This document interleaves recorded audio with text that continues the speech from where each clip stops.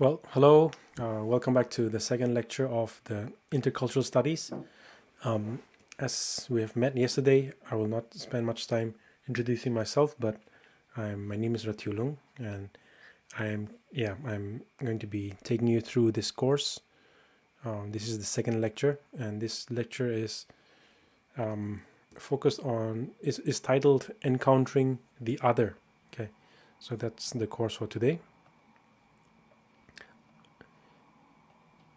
Before we go into the lecture, I wanted to check I wanted to check in with you without regarding the assignment that I mentioned yesterday, which was the question.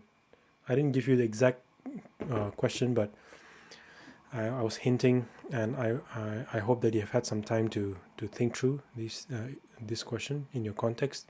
So the question was, from the four types of relationship, the way we relate to those who are different from us, who are other than us, from the four types or models that I mentioned, which kind of relationship with the other do I embody and practice in my congregation, in my family, and in my context? Significant other, generalized other, fetishized other, or respected other? Again, this is where it's very unfortunate that I'm not able to be with you to listen to what you have written or what you have reflected on, but I trust that you have had a good time of reflecting on this. What kind of relationship do I embody in my community? And whichever one you had chosen, how can I move to a relationship in intercultural encounters that acknowledges differences while being respectful? So if you remember yesterday in the lecture, I mentioned that the point of intercultural good, healthy intercultural relationship is that we acknowledge the differences that each of us have in our own cultural locations. So we acknowledge that we belong to a particular cultural location, and we acknowledge and we don't assert as though we are free from those cultural location. We are part of, I am part of the Naga cultural location. You are part of the cultural locations that you are located in. And so to acknowledge that and acknowledge that I am different from you, so acknowledge differences without compromising the respect that we should have for one another. So we acknowledge the differences that we have with one another and maintain respect for one another in that acknowledgement as well.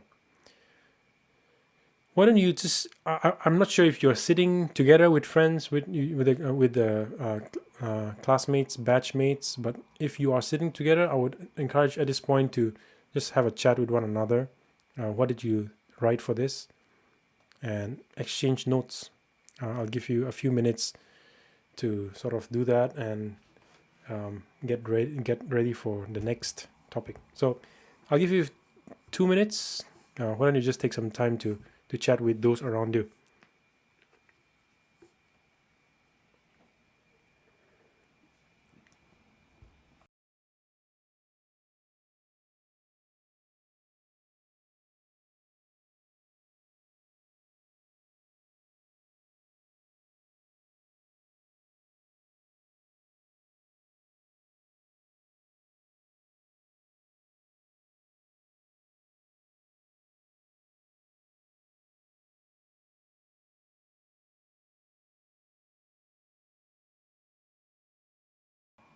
If you are not with friends, I would encourage you to just to think through your answers and reflect and just sort of revise the things that we discussed yesterday, so that as we go into a new topic, you'll continue with that. You'll have some continuity in the things that I'm going to be sharing.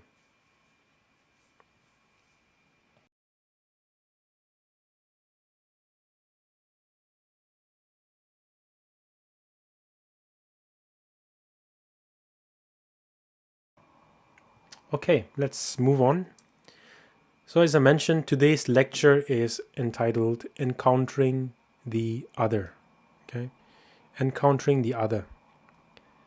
In this section, today's section is more of a historical, or more of the story, if I may, if you like, the story of how people throughout history have engaged with one another, and the story of how different peoples in different parts of the world, different times of our history, have engaged in intercultural encounters. Okay, so that's the theme for today. So it has a bit of historical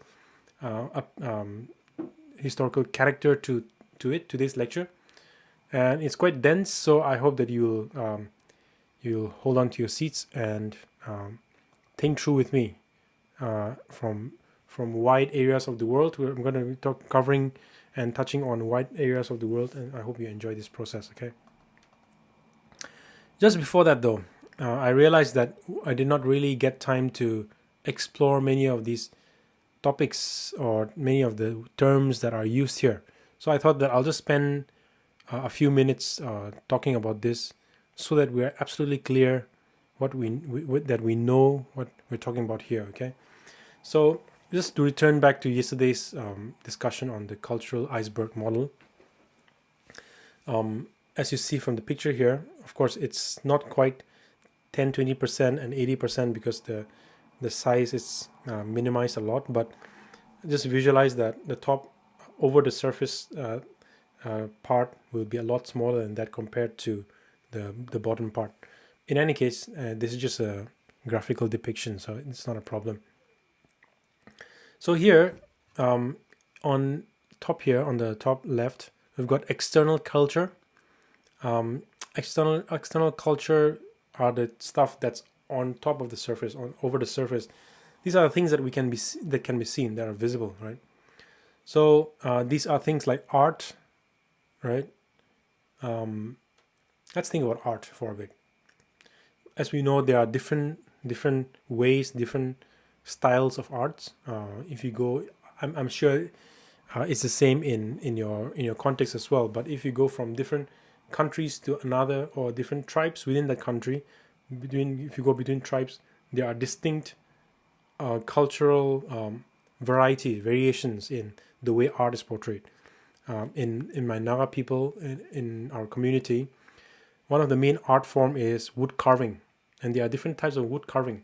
And when you look at a wood carving, of course, they are all quite similar to one another between the different tribes, but you can somewhat tell that this belongs to the Ao Naga tribe.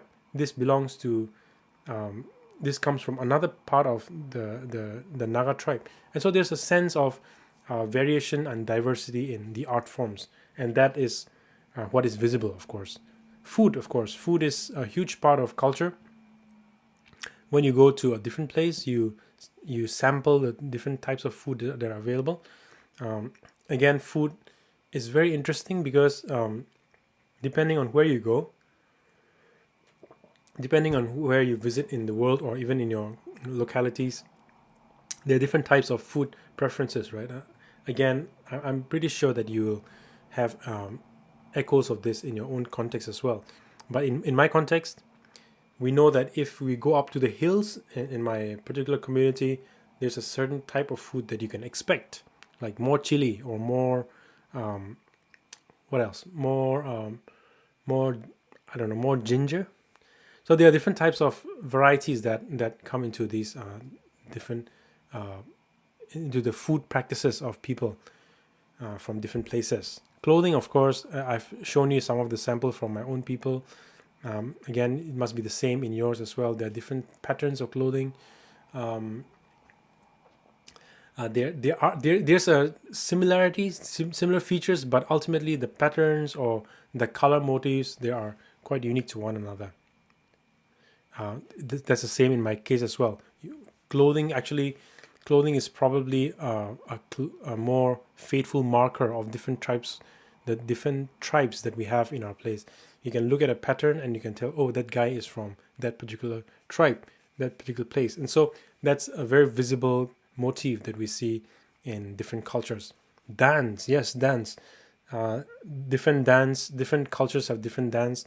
Different cultures have different specific patterns in the dance moves. that distinguish them from some other cultures, right?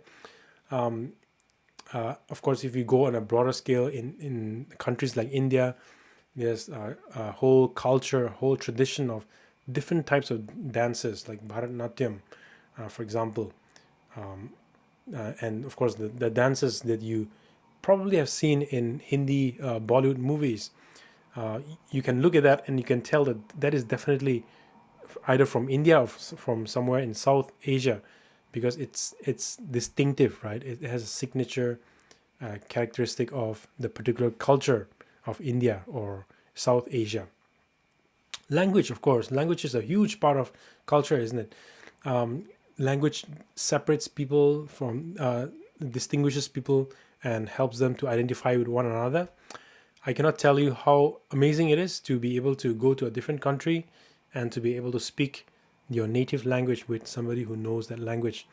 Of course, in a country like India, and I suppose even for Africa as well, a continent like Africa as well, there's so many languages. There are so many provincial languages. There are so many ethnic languages, and within the languages there are, what do you call that? Dialects, right? There are different dialects, different accents, and all of these accents identify you, right? People can listen to you and say, "Oh, you're from the city, or you're from the village, you're from that village, you're from the south, you're from the north," right? So these are different ways, external features of the culture that are quite distinct and can help identify you, right? Music again is close to dances. Music is an important part of human expression, and so obviously it's no surprise that music is a huge part of our culture, our people. Worldview. What is worldview? We will be talking more about specifically about worldview in the next lecture, I think. But worldview is the way we look at the world. We view the world, essentially. Our perspective, our angle, and all of that stuff. Religious beliefs. These are things that you cannot see, right? When somebody looks at a certain thing, there are different ways in which different people look at a certain thing. I'm trying to think of an example here. As a simple example would be standards of beauty. Standards of beauty differ from different cultures to different people group. What is considered beautiful, what is considered good, may not necessarily be considered the same in another place. And yeah, so there are different worldview, there are different beliefs that people have, that distinguishes them from other cultures and other people. Authority, right? Authority is probably an interesting one, because in different cultures, the way authority is exercised is quite different from one another. In say, I was in Korea for 3 years, and during the time, the sense of authority that is practiced in Korea is quite unique, because they place a lot of importance on the leader. The leader has the hierarchical view of society is quite strong. Whereas I'm living in the West, in the UK. It's completely different, right? The sense of authority, yes, it's there, but it's not so prominent as it was in Korea. Out here, it's about people's choice. The people's every single person has some kind of sense and authority, as compared to the strict hierarchical ways in which Korean society function. So the way authority is envisioned, it also differs in different cultures. In the same way, related to that, decision making. Decision making is the way people come about to make decisions. As I mentioned, in some places of the world, the leader gets to make all the decision. The boss makes the decision. In certain parts of the world, especially in the West here, the decision is taken by the people. Everybody has to have a say, and the sense of democratic decision making. Gender roles as well. These are things that we cannot necessarily see when you look at somebody, but the dynamic between the two genders are determined quite strongly by the different views of gender roles. For example, in a society that has very strong gender roles, men should be the head of the family, or women should be subservient to men. In a society that has such strong gender roles, the dynamic between male and female, man and woman, even in friendship or even in a professional circle, will be very different from the way gender roles function in, say, the West, where there's not so much strict gender roles ascribed in the society. That's why you see, different relationships, different kinds of dynamics that are played out in different parts of the world, right? Power, yes, the sense of power. Power in my traditional view, in my tribal context, power lies with with old age, right? The elderly has power, has authority. The community has power, has authority. The village has power, has authority. Not so much individuals, right? If you want authority, you need to be linked on to the community. Time, the sense of time. How many of you have ever heard of the difference in which time is understood in different parts of the world? In my part of the world, we call it the Indian stretchable time, which means always 10 minutes late is early for some of us. Again, that could be a problem for some, but that's just the way time is understood differently. I remember one friend telling me about he went to a certain place that I will not name, but he went to this place and his friends told him that they'll come visiting him, and so my friend asked the native person, "What time are you coming?" And he said, I don't know what time I'm coming. I'm just coming tomorrow." And so tomorrow is a time. Any time between 6 a.m., I suppose, to 6 p.m. Anytime within that time, he can come visiting. And so that's a sense of time. In the West, time is very precise. Even 15 minutes of slot available is even given out for appointments, for example. Some schedules are so tight, and they even just to carve out 15 minutes from their lunch break, they would assign that to some appointment that they need to make. And so the sense of time is very strict. I don't think that is the case in some parts of the world. Certainly not in my part of the world, in northeast part of India. Personal space. After spending a few years in Canada, when I came back to India, I was struck by the sense of personal space. In India, people just get up to you in your face and talk to you so close and so on your face. There's no respecting of personal space. In the UK or in the West, in Canada, there's a sense of personal. This is my space. Don't come too close to me. Don't confront me. Whereas in India, I've seen people just come to you and just hug you, or just give you a thumping on the back. So the sense of personal space is different as well. Idea of friendship, leadership, friendship, as I mentioned earlier. Communication, like I mentioned about how yes means yes, and yes in the West, in some parts of the world, yes means yes, very precise. Whereas in some cultures, it's more of like winding. Yes could mean yes, sometimes it could mean no.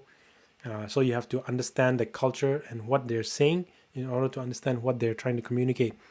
Child rearing, different kinds of child rearing. I grew up getting beating from my parents. That's not the reality for West people in the West, for example.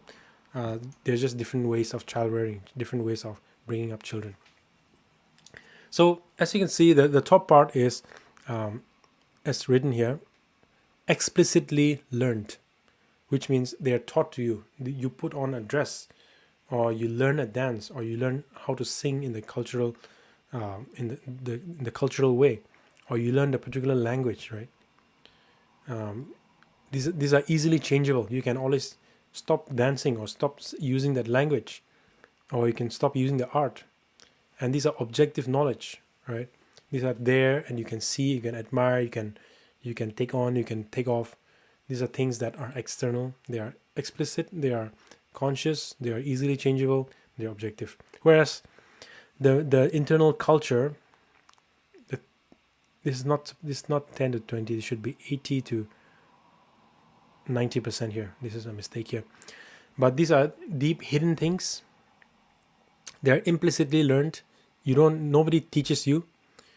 You have to be with the people to understand, to slowly absorb. Implicitly learn means you absorb it not by someone telling you, but by observing, by looking at people, observing the way they live. Then you absorb it as well in your life.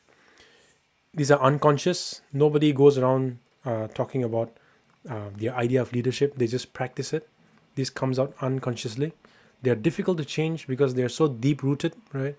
They are ingrained in the person, ingrained in the community, and so it's extremely hard to change or to bring any shift to this kind of internal culture.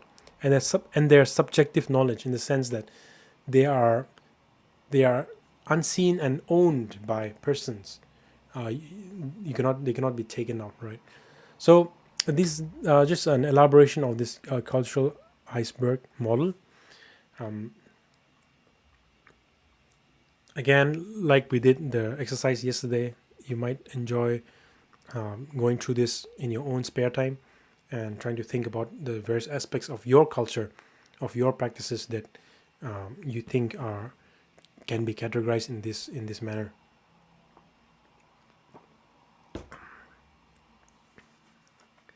At the same time, these terms here, worldview, religious beliefs, authority, decision making, gender roles, these are interesting concepts, and I would encourage you to take note of them, and in your spare time, in your leisurely time, reflect on them and reflect on your own culture, right? What does my own culture, what does my own context think about, let's say, power or time? What does my own culture perceive? How does it perceive personal space, idea of leadership, and all these concepts? And it'll be a very very interesting process of self revelation for yourself. I'm pretty sure. Okay, so with that, I'm going to come back to today's lecture. Today's lecture is, as I mentioned, encountering the other. We're going to look at historical. Okay, today's one is a bit historical. History of intercultural encounters. The history of those moments in global history when there was an encounter between intercultural groups, groups from different cultures. I have listed 5 models or 5 ways in which intercultural encounters had happened in the past, or happen today, even in the present. So these are 5 models of intercultural encounters, and they are: number 1, isolation; number 2, domination; number 3, conflict; number 4, tolerance and pluralism; and number 5, hospitality and generosity. So these 5 points are quite dense. Okay, so at the end of every section, I'm going to ask you to reflect and write a few things on a piece of on your notebook, and do your own reflection as well. So let's jump right in to the first point, which is isolation. What do you think isolation mean? What do you think isolation mean? Let's think for a minute or two. Isolation. What is the picture that comes to your mind? What is the picture or story that comes to your mind? Can you make a note of that on your notebook? What is the image, the story, or the scene that comes to your mind when I say isolation? In this model, okay, I'm going to give you 1 minute. Just do that exercise to reflect.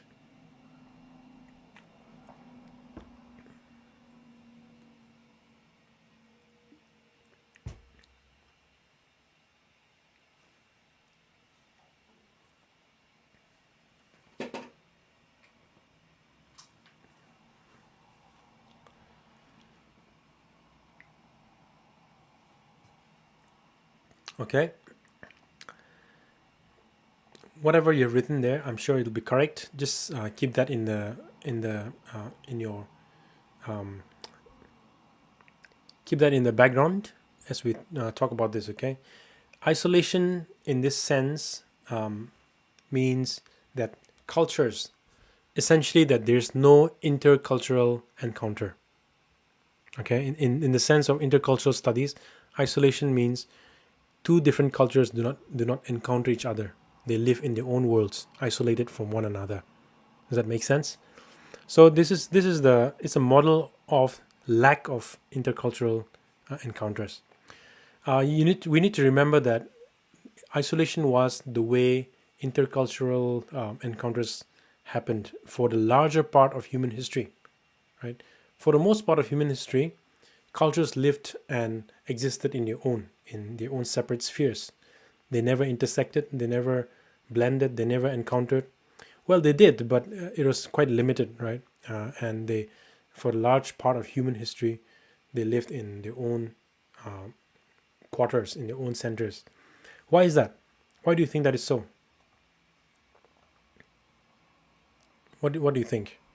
Of course, you can't respond, but I'm just giving you space so that you can think. Why do you think isolation was the main kind of interaction between intercultural groups, especially in the past? It was because technological limitation. Today we've got internet, we've got plane, we've got flight, we've got train, we've got cars that allow us to move from one place to another. This was not so, right? Just even 50 years ago, it was not so much, right? I remember um, cars and vehicles, motor vehicles, became something that everybody had access to only in the past 40 years. I have not lived that long, but there was what I've heard from my parents and from my grandparents. Um, the it's only in 40 years or something that people had start uh, getting access to cars and motor vehicles. In other words, people hardly traveled so far, maybe a few 30, 40 miles from their home in their lifetime. Otherwise, they stayed in one place. Especially if you think of like 100 years back or even 200 years back, people lived in their own circles, right? They were isolated because of the limitation, because they were not able to connect, right? So imagine if there were no ships, if there were no technology like plane, we would all be living in our own contexts, isolated by necessity because we can't have any other. We just can't help it. So this was prior to the age of exploration and expansion, uh, which of course blossomed in the Western world during the Enlightenment and so on.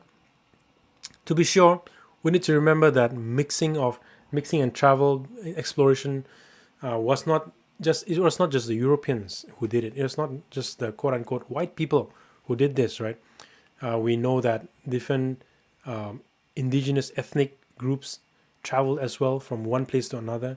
In fact, that was how the ethnic minorities of Southeast Asia, of Australia, and of Native America, they're all scattered because of their instinct to explore and to go to new places. But for if you put that aside, for the larger part of human history, human beings lived in their own territories, in their own spaces, living there from time immemorial, practicing their culture in a state of isolation prior to the age of exploration and expansion. Yes, as I mentioned, there were limited intercultural encounters between different types of people because of trade and because of traveling. Right. I'm not sure if you are aware of the stories of uh, people like personalities like Marco Polo, who traveled from Europe to all he came east all the way to China, and he was a traveler, and he of course he opened up trade. He traveled the so-called Silk Road that across Central Asia, a huge expanse of land, and he met with the empire in China. He interacted with them. So there was this encounters that was happening through trade and through travel, and in fact, it was in these encounters, in this kind of intercultural encounters, that the Chinese empires became quite fascinated with Christianity, and again there was a very interesting interflow of cultures, of religions, of art, of science, of knowledge that was happening back in the days. A very fascinating part of story history, and I hope to be able to cover those stories as well in another class on either on world Christianity or history of the church. But that's another class, so I'm not going to talk so much about that. Okay, so this was not just in the past. Isolation was not just in the past. Isolation continues even in today's world, in contemporary world. Can you try to think about some of the ways? How does isolation continue in today's world, in contemporary world? Just think.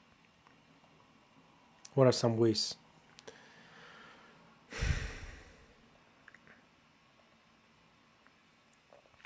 So in contemporary world, isolation continues because of, firstly, because of lack of access.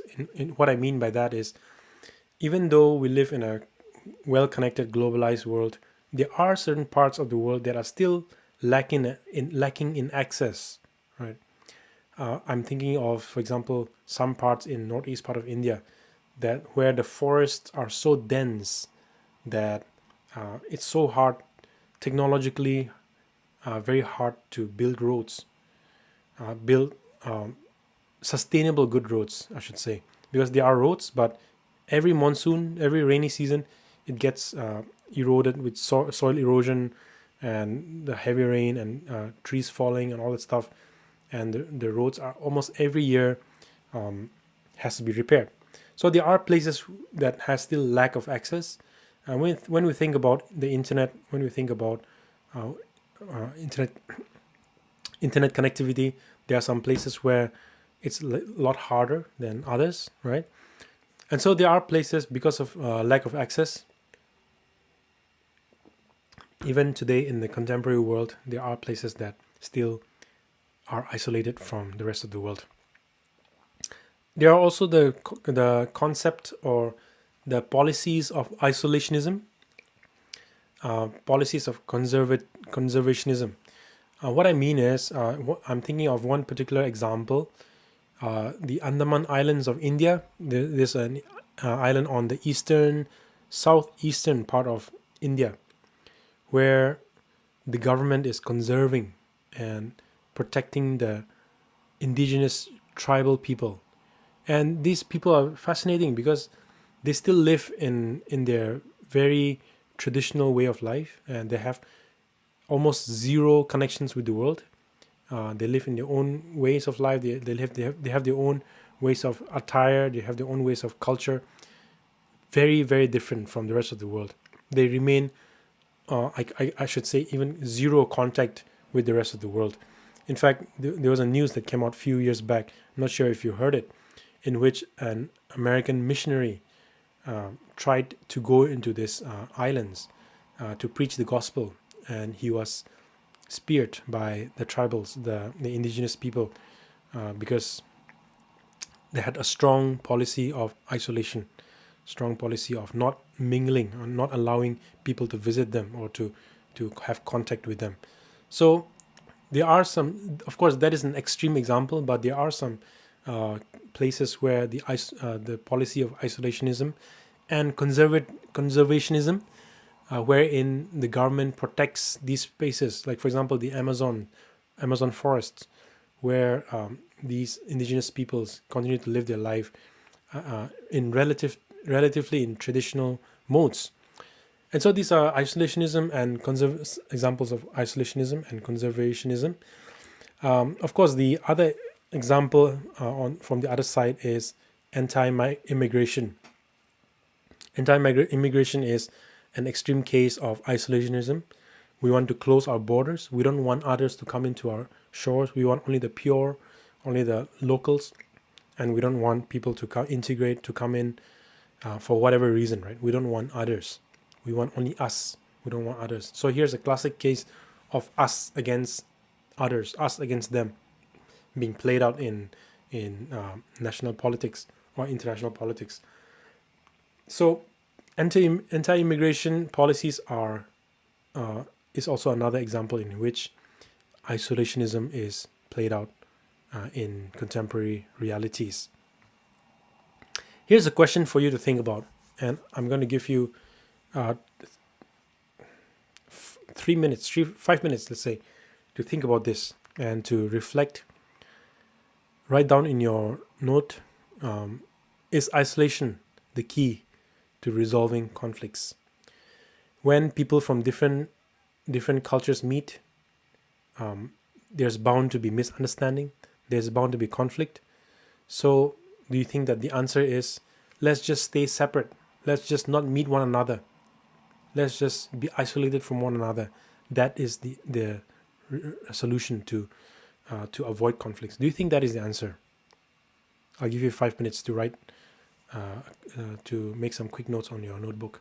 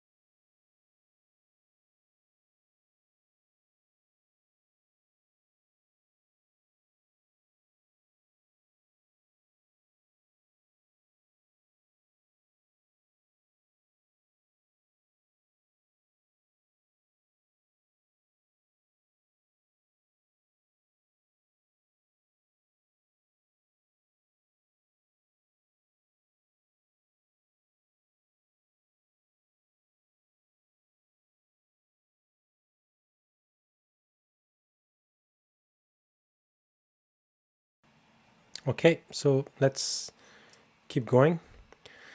The next model of history of intercultural encounters is domination. What do you think is domination? What do you think is characterized by this?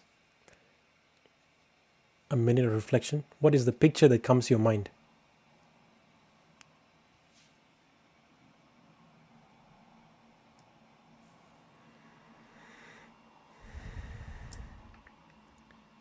Of course, the immediate picture, of course, that comes to your mind is the dark history of colonization, right? Colonization of different parts of the world by many of the big empires is definitely a dark part of the history of the world, and that is rooted in a dynamic or in a relationship of domination, wherein one particular group of people, one particular culture insists that they're dominant over the other group, the colonized. And so domination is a model of relationship between the colonizer and the colonized. Here's an interesting concept: Orientalism. This was coined and used and developed by an Egyptian academic. His name was Edward Said. He was a Christian, and he's well known among what's called as post-colonial studies. And so he developed this concept, Orientalism, to talk about a specific way of looking at others. Okay, specific way of looking at others. He framed. Okay, so this is how I would explain it. Edward Said was a literary and literary. He studied the books, right? He studied literature, and he analyzed all of these books that were written about the other, which is about India, about the Arabs, about about the colonized, basically, that the colonizers had written about. Okay, so he studied all of these books in which the people who were colonized were described, and he developed this concept of Orientalism, essentially, which is a way of looking at the colonized and domineering over them, creating descriptions that dominate over them, over the colonized. Okay.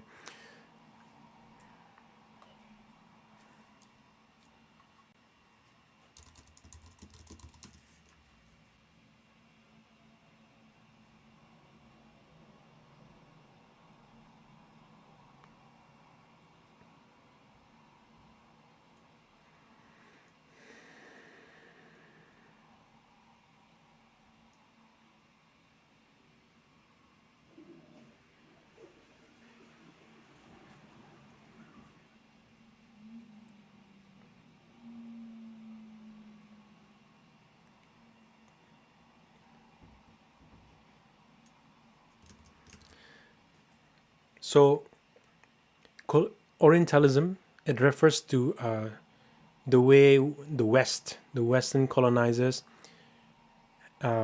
create this patronizing attitude towards the people from Middle East, Asian, and North African societies, or generally even in African society.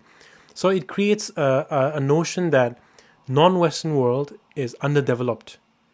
They are caught in this existence which is underdeveloped, and we as people in the West have the responsibility to develop them, to help them to come to become rational, to become flexible, to become educated, right? So, in a way, the understanding is that the Oriental culture, the non-Western cultures, are in a way lower than Western culture, Western modes of living. So here's a classic case in which the West is positioned as us, and the East, or all these non-Western countries, were positioned as the other, or the Oriental, the exotic, the strange, and romantic concept of the exotic, the Oriental. So how does that affect? How does that? What does that have to do with our theme here? The theme here is that in Orientalism, Edward Said was pointing out that the West was domineering over the non-Western world. So here was a case in which the one cultural group was insisting or creating narratives in which they look much more impressive and much more superior than the non-Western world. Okay, does that make sense? I hope it does. but I don't have much time to dwell on that, so let me move on. So part of this domineering, part of this move to dominate over the non-Western world was by developing this ethnocentric philosophy or even theology, right? You must be aware, but when colonization was going on, when slavery was going on, some theologies were developed to justify the practice of slavery, to justify the practice of domineering over other people, right? So the colonizers developed these philosophies or these theologies of superiority, putting them at the pedestal, at the top of the history of the world, in which the world has been progressing through the ages, and now the West is the pinnacle, the crystallization of the height of human civilization. That's what they believe. So they created all this ethnocentric, all this messed up philosophy of superiority to dominate over the other cultural group. One example that I can quote for you from my own context comes from the colonial writings about the Naga people. In the back in the days, these colonial ethnographers and colonial officials would go to this country, the Naga country, right, into the villages, and they would take notes and say things like, "These people are barbaric, these people are uncivilized, they are uneducated. They need our help. They need us to come and save them, essentially." And they would write things like, "They are beautiful, they are strong, but they need, they're uncivilized. They are naked. They're even called the naked Nagas." And so these colonial writings were written with the intention to create a very inflated view of themselves at the expense of depreciating the Nagas, putting down the Naga, putting down the others. Of course, that's just an example of the Nagas. I'm pretty sure that the same. I've read same things about situation in Africa as well, and I remember reading about colonial writings about China, where the colonial writers would write things like the Chinese are obsessed about opium. They don't work. They just want to get high. So these are all depreciatory comments or depreciatory writings about the other group, and all done with the attitude of dominating. Hegel was a German philosopher, and he created this very notorious, infamous stereotype about different races, different people. He said depreciating things about Africa, the people from Africa. He said the same things about China as well, and he essentially said that China was great, Persia was great, China was great, but they were all how to say, stops on the way of becoming perfect. They were great, but they were not perfect. Whereas now history has come to a point in which the Western society, Western civilization is at the pinnacle, at the top of the evolutionary chain, in which China, Africa, the tribal people, and all these other civilizations were just stops on the way, on the way to perfection. So again, these are all ways in which philosophies, theologies served to boost this sense of superiority, to build this sense of superiority. Again, a theme of domination. The other way in which domination happened was the African continent, or India, or even the northeast part of India, the foothills in which I grew up in. These were all seen as resources, opportunities to extract resources for civilization and for empires. You must know stories of this well, notorious, infamous stories, but some stories such as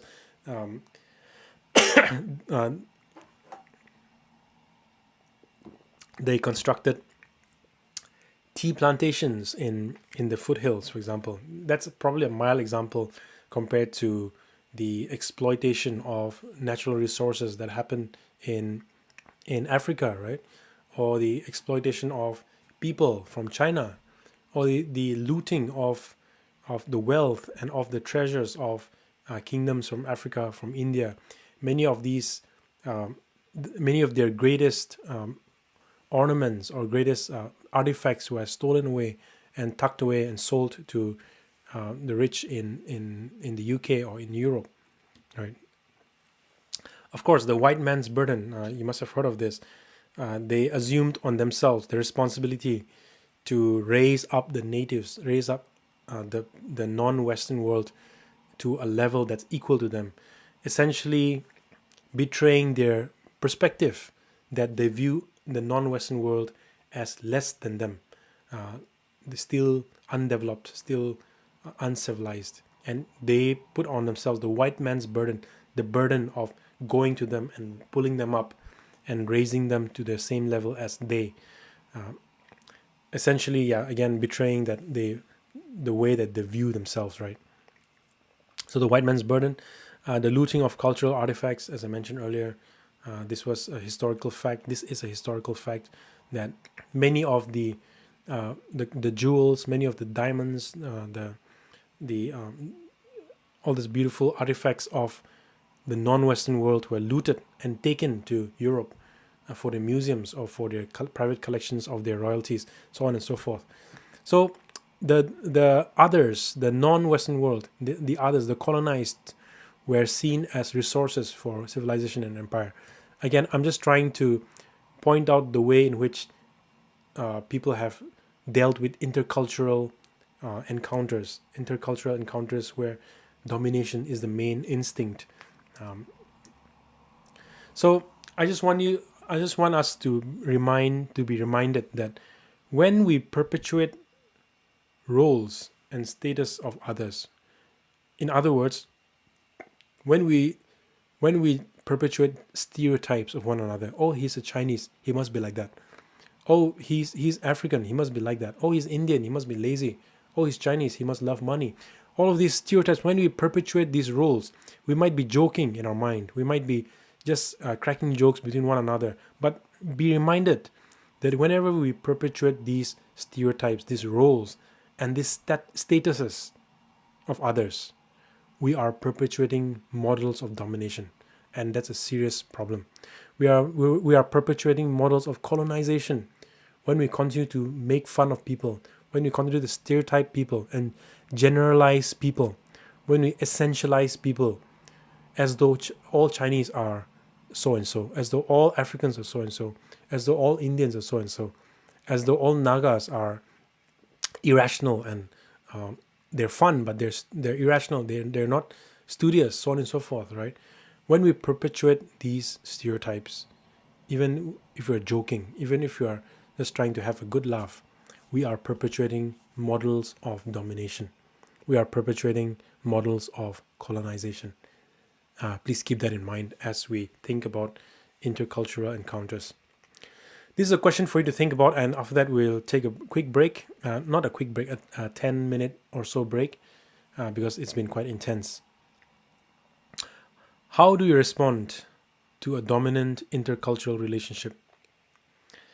Today, there's no, active, explicit colonization is over. The era of explicit imperial colonization is over, but there are still dominant intercultural relationships happening, right?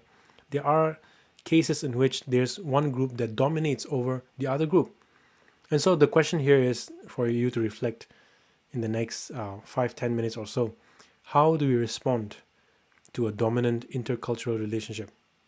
Or maybe you see yourself as the victim of a domineering relationship.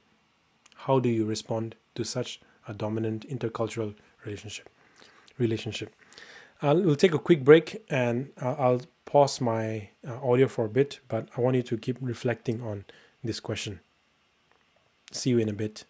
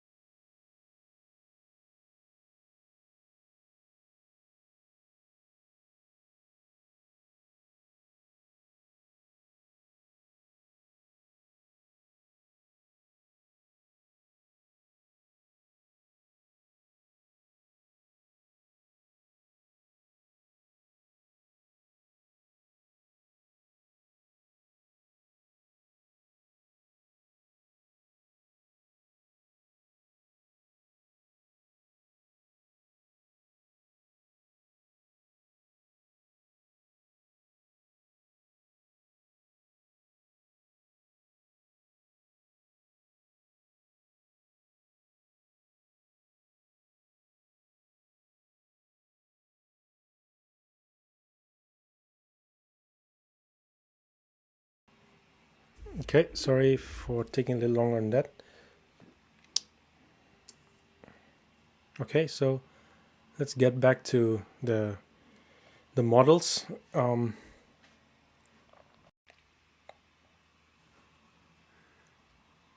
Okay, so let's get back to our models of intercultural relationship, our history that has been observed in history. We've looked at we've looked at isolation, we've looked at domination. The third one is conflict, the conflict model. What comes to your mind when I say conflict? What is the picture that you immediately think of? What is the image that stays with you in your mind when you think of conflict? Conflict, of course, has been observed and has been sort of the mainstay in the way intercultural encounters have taken place. The conflict model between different cultures and groups. The first and perhaps the most infamous example, example that I could give is are the religious wars, right? Religious wars.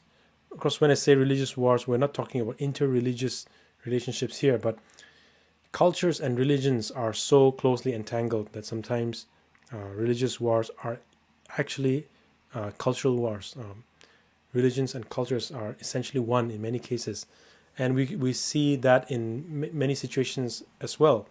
Religious wars between Protestants and Catholics, cultural wars, intercultural conflicts and wars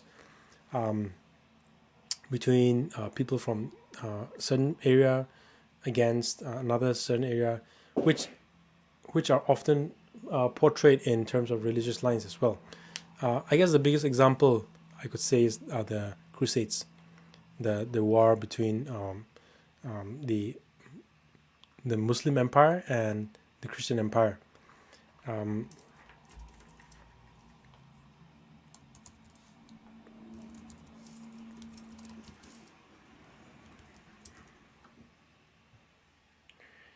It is said that the Crusades were a series of religious wars initiated, supported, and sometimes directed by the Latin Church in the medieval period. And usually it's dated between 1095 AD and 1291 AD. And the intention was to recover Jerusalem from Islamic rule, right? And so that's, of course, the dark history of religious war in the form of the Crusades. The other conflict model that we see is in the so-called the clash of civilization. This was popularized by a certain Samuel Huntington, in which he claimed that the future of conflicts would be based on along civilizational lines. By that, he actually means the conflict between Christian civilization and Muslim civilization. Of course, that is a hugely controversial claim, but I'm just pointing this out because this is a claim that has been made along the lines of intercultural conflicts. I don't necessarily agree with Samuel Huntington's thesis here, his argument here, but the point is that these are conflicts that are intercultural by nature. I'm not sure if you like to watch movies. There's a movie called Arrival. It's a sci-fi movie, and the movie is interesting because here in this lecture, in this course, we're talking about us versus them, us versus others. And the ultimate others, the ultimate embodiment of differentness from us would be literally aliens, right? And in this movie Arrival, this theme is exactly pursued. Aliens are presented as the ultimate other, culturally different, physiologically different from us in all aspects. And so the movie is about communication, about how the two human beings and aliens try to communicate with one another and how what happens when there's a breakdown of communication and breakdown of relationship. And I think the movie, of course, it covers a lot of other themes as well, but it touches on the question of what happens when relationship breaks down between two different cultural groups. What happens when what is spoken is misunderstood? One instance in the movie concerns the word that was initially it was translated as weapon. Okay, the aliens had come and they wanted to give human beings a weapon. But when they did a bit more research and when they studied it more, they found out that the aliens came down not to give a weapon but a gift. But it had the same word, it had the same connotation. It's just that the meaning was different, and the understanding of the meaning came only because the protagonist was able to get into the mind of the aliens, so on and so forth. Right, long story, but the point here being that you could say one thing and you could be understood in totally a different way by the other.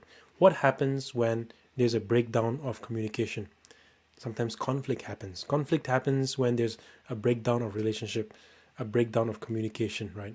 When what you say is misunderstood, when what you say in good terms is misunderstood by the other party, that's when conflict happens, and that's when conflict takes place. So this is a dangerous relationship. Obviously, I don't need to tell you that, but you know that well. There's a dangerous interaction, interchange. Dangerous because there's an assumption of a posture of conflict. Whatever you say, if you are involved in a conflict with another party, right? No matter what you say, whatever you say will be received as though it was negative. There's one thing that I've been noticing, and I'm sure you all do WhatsApp and all that stuff, right? Texting. One interesting thing about texting is that depending on your mood, when you read a message, you could interpret it any way. You can interpret the text as though the other person is angry at you, or happy with you, or texting this positively or negatively. It could be interpreted anyway. I encourage you to try this out. Okay, go home or take out your phone and just read a message that somebody has sent you, maybe your wife or your husband or your brother or sister, and adopt a tone, an attitude, and adopt an attitude of conflict. Just imagine that two of you are fighting, and read your message with that attitude. The message, the meaning changes completely.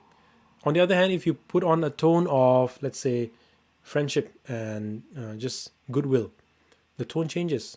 The message sounds a lot more softer. That's why a relationship of conflict is such a dangerous posture, because whatever you say it is assumed that it is a word of negative word. It is assumed negatively, right? And it will be reacted. You will get a reaction in terms of conflict. You will get a reaction in that negativity as well. So that's why the interaction, the dynamic of conflict is very dangerous, because it puts on it hears you, it hears the other person with a negative tone, and it reacts with a negative tone. So in my opinion, I think the conflict model, obviously, and I'm sure you'll agree with me as well, is a dangerous relationship. And there's always defensiveness when it comes to conflict model. Right. So here's a question that I want you to think, and I want you to reflect on. Is conflict inevitable in some situations and between some groups? Is conflict inevitable between, let's say, two groups that just cannot reconcile? Or maybe in your situations, you are facing some groups. It could be a religious group, or it could be a political group, a cultural group, and you feel like it's just impossible to avoid conflict with them. Or it could be another religion, people from another religion. In fact, it could be, as Samuel Huntington says in The Clash of Civilization, with people from uh, the Muslim background, or in my case, people from Hindu background, is it inevitable that there will be conflict? Yes or no? I want you to reflect on that and write your answers. I'll give you maybe 2 minutes or 3 minutes, let's say.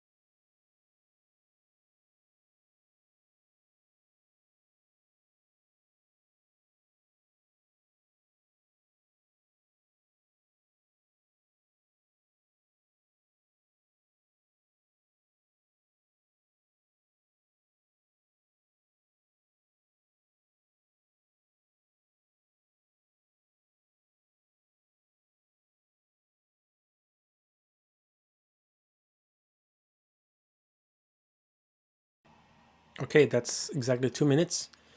Let us move on. So that we're moving on from conflict model to tolerance and pluralism. We're moving on to the positive side, I should say. What is the image? What is the idea, the imagination that comes to you when we say tolerance and pluralism? Imagine this, of course, comes from um, the notion of coexistence of different peoples, right? Coexistence, to coexist, to exist together with others in the community. It's a beautiful utopian vision of existence wherein um, everybody has their place, everybody is has their say in the society. And so yes, it's a beautiful image, it's a beautiful vision. We notice in history that great emperors, the so-called emperors who were successful, they pursued tolerance in their kingdoms. I'm thinking of people like King Akbar in India. You may not have heard of him, but he's a fairly well-known and popular king, and he was popular. One of the reason why he was popular is because he allowed people from different backgrounds, especially different religious backgrounds, to exist and coexist in his kingdom. In fact, it is said that he would gather the people from different religions and different philosophical views into his courts, and he would have discussion. He would allow all these representatives to state their beliefs, and they would all have an audience of the king. And of course, the story goes on to say that he devised his own religion that is a mix of all these different viewpoints. Of course, that's another story altogether. But my point here is that these emperors realized that in order to maintain the unity of the kingdom, in order to maintain harmony in the kingdom or in the political sphere, you need to give allowances for people to exist. There should be tolerance of people. If there's discontent in the kingdom, it's not good for the kingdom, right? People will rise and there'll be revolutions and all that. So good emperors pursued tolerance, and as we see that in history. Another example is King Cyrus from of Persia, who who we read in the book of Daniel. He was known to have ruled a huge empire that spread from uh, the area of Iran to Turkey, all the way up to almost to Russia. That's a massive geographical spread, if in case you're wondering. And he was known to have also encouraged people from different backgrounds, different cultures to live and to practice their religion.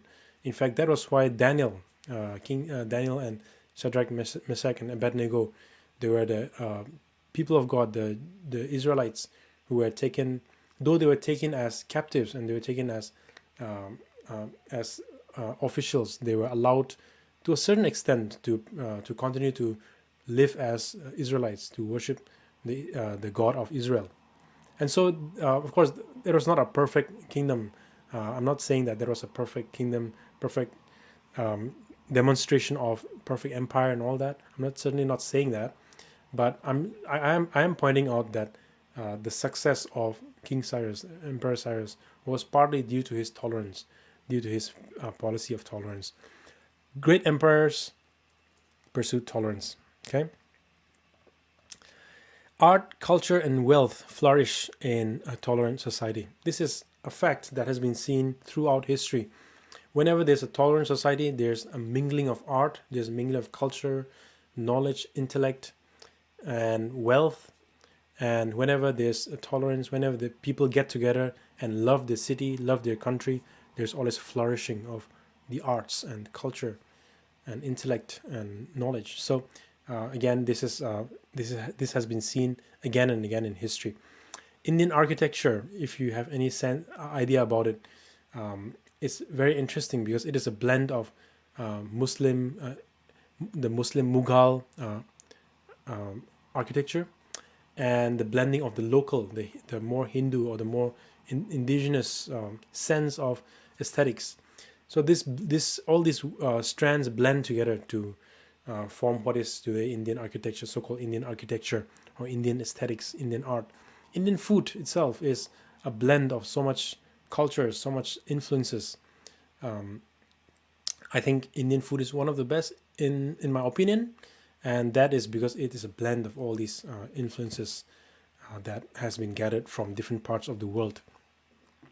The so-called Western civilization is also a blend of all the influences from the world. As I mentioned earlier, there were travelers who frequented Asia and China and India, and they would bring together all these ideas from here and there, like, for example, mathematical ideas of astronomy, ideas of maths, mathematics, idea of science, idea of medicine. All of these were brought together into the so-called Western civilization, and it flourished because there was space for all these ideas and concepts to grow.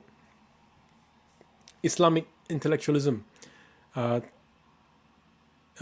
fact that today in popular media, Islam is associated with terrorism and with mindlessness does not do justice to the fact that in history, Islamic intellectualism has been significant. As I mentioned earlier about Western civilization, Islamic civilization, Islamic intellectualism played a huge role even in the development of Christian theology, in the sense that there was mingling of ideas and influence on one another. So my point being here, being that when there's tolerance, when there's pluralism, when there's space for people to coexist and co-inhabit the space, there's thriving of art, there's mixing and thriving of art and culture. So just reflect on the will to coexist and the will to conflict. Which one do you think is more significant? Which one do you think is more progressive? Obviously, you would agree with me that the will to coexist is a lot more superior. But the easier route often is the will to conflict, which is a sad reality of today's world. In the case of Mumbai, um, the reason why I'm putting here is because I just want to mention that Mumbai became the site for communal conflicts between Hindus and Muslim. Well, in fact, the truth is that um, the Muslims and Hindus had coexisted for centuries in relative harmony, right? Of course, there's been conflicts up and here and there. Conflicts have risen, conflicts have gone, but the truth is that Muslims and Hindus have coexisted for centuries, coexisted together in the same place, and the will to coexist is strong. That's what I'm trying to say. People do not necessarily hate one another. People want to coexist. If you go to the streets of Mumbai and ask somebody, they would probably tell you that, of course, I'm a Hindu and I know a Muslim. My friends are Muslim. My in-laws are Muslim, so to say, for example. So there's a will to coexist among people. Often it is politics. It is people in power and money that are the incentives to create these conflicts and cause these conflicts that often are to the detriment of the people who are going through it. But the will to coexist definitely is strong. Intertribal conflicts among the Naga tribes. Yes, that's also another example that I can bring from my own situation. The different tribes that we have among the Naga people, um, there's been conflict in history, but at the same time, there's been conflict. There's been the will to coexist, the willingness to look at somebody, another tribe, and say, "Yes, we're different, but we're fine. We get along together. We are friends. I've got friends from different tribes. I've got friends from other countries, and I have a will to coexist." So, in many of my experiences, I've found that human beings, not just Christians, but human beings, want to coexist. They don't want conflict, especially people on the ground. They want to coexist. They want to get along with people. Yes, there are issues in which people disagree, but by and large, people want to coexist. So here's a question for you to think about with regard to tolerance and pluralism. Coexistence and tolerance, are they good enough? Is it good enough that we coexist and we live together as co-inhabitants of the city or the country? Are they good enough? What do you think? I'll give you 3 minutes, 2 minutes to reflect on this.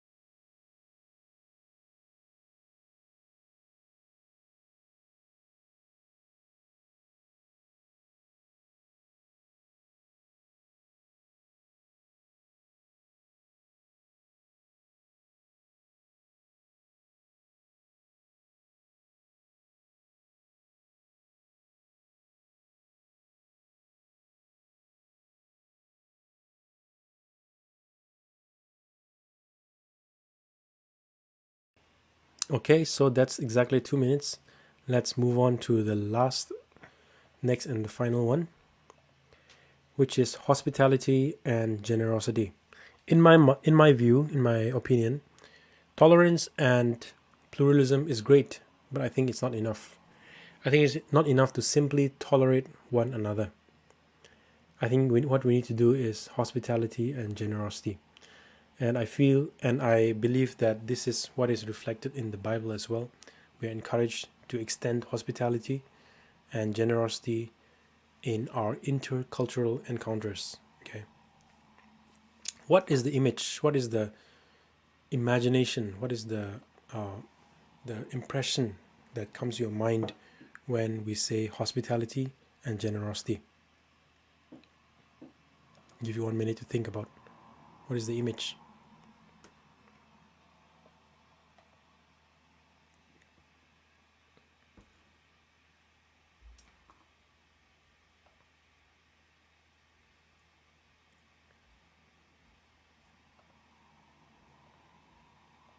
Well, I think, okay, let's, the meaning of hospitality.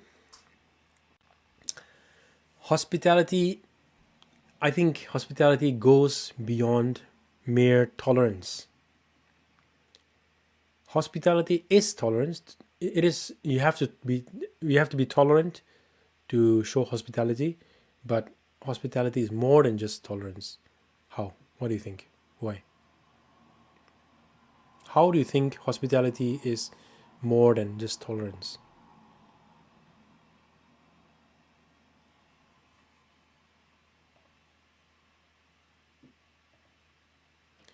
Firstly, hospitality is more than tolerance because hospitality is other oriented.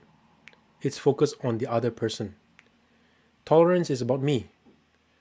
Okay, I cannot stand it, but I'll tolerate you, right? I don't agree with you, but I'll tolerate you. It's me oriented, it's self oriented. Hospitality is other oriented. When you think of being hospitable to somebody, you have a guest who comes to your house and you want to be hospitable to them. What does it mean? You are thinking about the other person. You're thinking about, is he going to be okay with this food? Is he allergic to that food, right? Or is he going to be okay with this, putting him in his room? Is it going to be cold for him? Does he need extra blanket? So on and so forth, right? You're other oriented. You're not thinking about yourself and how you cannot tolerate this person, right? It's other oriented. Secondly, hospitality goes beyond tolerance because hospitality means taking responsibility to host others graciously and to shelter others. The key here is host others graciously. Means you take them into your this space where you are the host, and you take responsibility, right?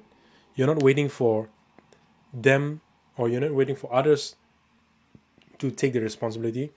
You take up the responsibility to accept them, right? To host, to be gracious to them, and importantly to shelter them, to shelter others. When it, what do you think of when we say shelter? Shelter is to protect. Tolerance is about making sure that I'm not annoyed by what the other person is doing. To shelter is to protect them, to cover them from misunderstanding, to do the extra work of covering them, not just to tolerate them, but to cover them, to make sure that others do not misunderstand them, right? So you take them in your fold, you host them. And what happens when you host? When we host somebody, we take responsibility of them, for them. We take responsibility for them so that they are not misunderstood, so that they are not mistreated. You host that person, right? And I think that's profound, but it's also profoundly difficult, right? You instead, all the while we think of us not getting annoyed at a person who is different from you, or who doesn't agree with you. Hospitality goes beyond that. It goes beyond to taking responsibility to make sure that the other person is safe, is sheltered. Okay. And hospitality means that you retain the distinction between host and guest. They never merge. What I mean by this is that when we show hospitality to someone who's different from you, you're not trying to make them become like you. You're not trying to convert. You're not trying to, like force them to become some image of you. You maintain the distinctions. You are the host and they're the guest. At the same time, you still recognize that you are different. This person is a guest and you are the host, and you maintain that distinction, right? They never merge, right? So it goes back to what we were saying earlier, that we acknowledge who we are, and we acknowledge that others are different from you, and you celebrate the difference. You don't force people to pick up your culture, or speak like you or become like you. So you retain the distinction between the host and guests. You are the host, and the other person is the guest. The guests are guests, right? They are to be taken care of. So in this sense, hospitality is goes more than mere tolerance, and this is why I think that tolerance is not enough. You need to go beyond tolerance to be other oriented. You need to go beyond tolerance by taking responsibility for others, to be gracious to others, and to shelter others, to protect them from other misunderstandings as well, and to retain the distinction between host and guest, to make sure that others, and certainly not you, you are not trying to force them to become like you. Generosity means giving grace rather than demanding for yourself. When you encounter someone who is different from you, okay? When you encounter someone who's different from you, intercultural encounter, don't demand that other person to understand you. Instead, understand them. Show your grace to them. Even if you are misunderstood, right? Don't demand others to pander to your cultural difference. Don't demand others to get to your level, to talk to you in your level. Instead, do the hospitality thing, do the generous thing by going to them in their perspective, trying to see things from their perspective, even when they don't see things in your perspective, even when they are rude and ungrateful or ungracious in their attempts to understand your point of view. That is the model that God has set for us. That's the model that Jesus has set for us: hospitality and generosity. And this means you have to give allowance for misunderstanding. You will be misunderstood. You will you the other person from the intercultural encounter may not even attempt to understand you, may not even try to understand your culture or appreciate your food, or understand what you're saying. But you have to give allowance for misunderstanding, and you have to be generous with giving your time, your effort, and your energy to understand others. As we saw in the iceberg model, the things on top, there are things that you can learn, you can put on, right? But the things on the bottom, you cannot put on. These are things that are implicitly absorbed and learned. These are not things that people can teach you.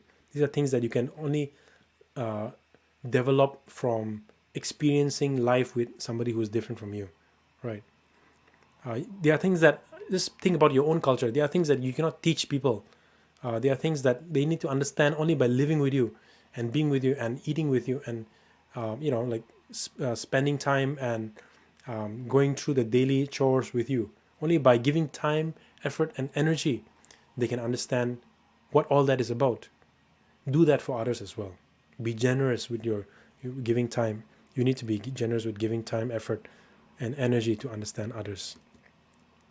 So these are the 5 models. Okay, these are the 5 models of intercultural encounters: isolation, domination, conflict, tolerance and pluralism, hospitality and generosity. Now I want you to think about your own context, and I want you to reflect which model or models are closest to you, to your experience, to how you do things. Maybe you are a bit of an isolationist guy. Maybe you're a bit of a dominating guy. Maybe you like conflict. Or maybe you just like tolerate people and let them be. Or maybe you're trying your best to be hospitable and to be generous. I want you to just spend some time reflecting on your own relationships with people, and yeah, just try to work out which ones you fit in the closest. Okay, sorry, I didn't realize that my photo is blocking this. going to put it up here. Okay. Yeah, draw from your own context and reflect which model is closest to yours.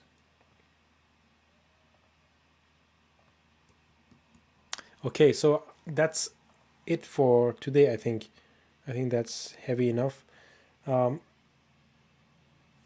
Yes.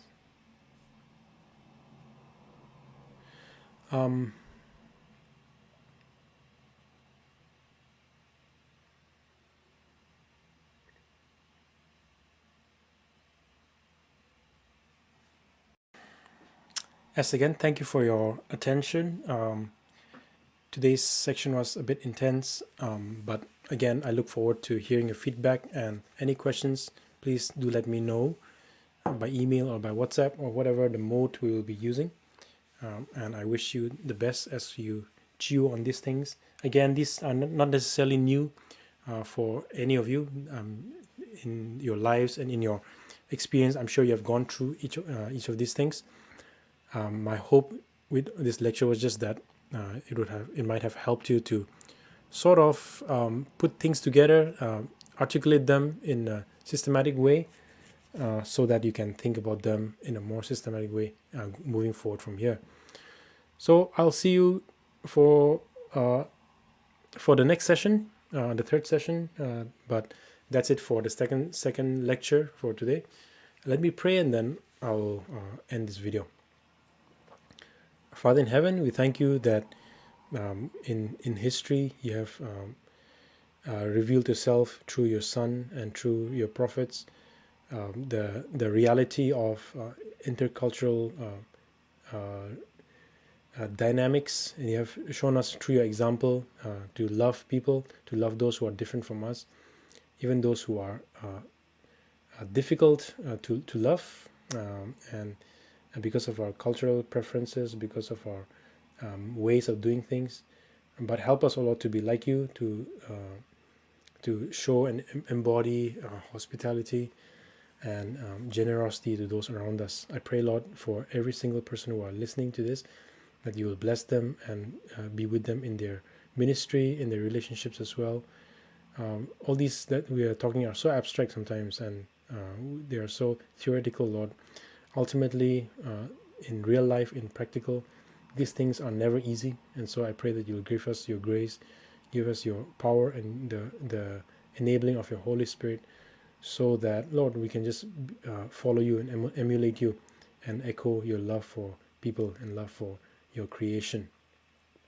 Lord, pray, give us clear minds, even as we continue to chew on these things, especially as we look forward to the third lecture. Pray that you'll guide us and lead our conversations, lead our thoughts, and may the meditations of our hearts and may the thoughts in our hearts and our minds be pleasing to you. May it enrich us and may it help us to grow closer to you and more like you.